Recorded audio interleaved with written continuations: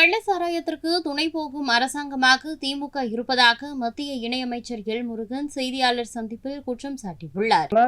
ஒரு 4-5 அல்லது ஒரு 5-6 மாதங்களுக்கு முன்பு இதே போன்று மரக்காணத்துல ஒரு சம்பவம், அதுல கூட நடவடிக்கை எடுக்கல. இந்த மாதிரி நடவடிக்கை எடுக்காம கள்ளச்சாராயத்திற்கு துணை போகின்ற அரசாங்கமாக இந்த அரசாங்கம் இருக்கிறது. இந்த அரசாங்கம் மக்களை காக்கும் அரசாங்கமாக இருக்க வேண்டும். மாறாக மக்களுடைய உயிரை எடுக்கின்ற அரசாங்கமாக தான் இந்த திமுக அரசாங்கம் இருக்கிறது. திமுக அரசாங்கத்தின் மேல மக்கள் ஏற்கனவே மிகப்பெரிய கோபத்தில் இருந்து கொண்டிருக்கிறார்கள். இந்த சம்பவம் ஒரு எந்த விதத்திலும் நியாயப்படுத்த முடியாத சம்பவம்.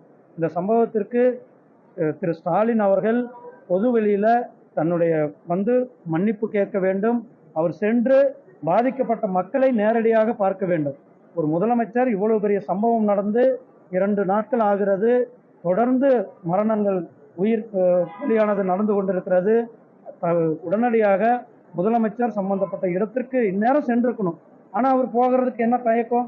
ஏன் மக்களை போய் பார்க்க மாட்டேங்கிறார்? பாதிக்கப்பட்ட மக்களை போய் இந்நேரம் பார்த்துருக்கணும்ல.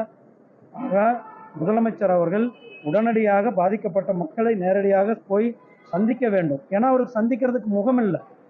மிகப்பெரிய ஒரு தோல்வி, அரசாங்கத்தினுடைய தோல்வி.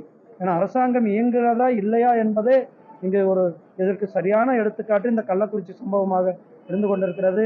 ஆகையால் முதலமைச்சர் அவர்கள் உடனடியாக அங்கு சென்று அந்த மக்களை நேரடியாக சந்திக்க வேண்டும். அதே நேரத்தில் சம்பந்தப்பட்ட துறையினுடைய அமைச்சர் பதவி விலக வேண்டும், இல்லது அவர் பதவி நீக்கம் செய்ய வேண்டும் என்பது எங்களுடைய கருத்து.